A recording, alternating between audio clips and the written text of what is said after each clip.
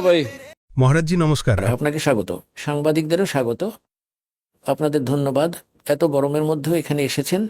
আপনাদের ধন্যবাদ। আপনি আপনার মূল্যবান সময় আমাদের তেমন দিয়েছেন। কোনো কথা নয়। ভক্তদের ছেড়ে আপনি আপনার মূল্যবান সময় আমাদের দিচ্ছেন। কোনো ব্যাপার নয়, ছোট্ট একটা প্রশ্ন বলুন। আছে। হ্যাঁ বলুন। যখন কোনো মানুষ জন্ম নেয় তখন তার চিন্তা থাকে আমি টাকা উপার্জন করব আর নিজের পরিবারের ভরণ কোনো পোষণ ব্যাপার করব। তাহলে আপনি সেই পথটি কেন বেছে নিলেন না? প্রথমে আমি সেই পথই বেছে নিয়েছিলাম, আচ্ছা। তারপর আমার আধ্যাত্মিক জ্ঞান হলো। হুম। বুঝলাম যখন পরমার্থের কাজে লাগব তখন ভগবান আমারও মঙ্গল করবেন, অন্যদেরও মঙ্গল হবে।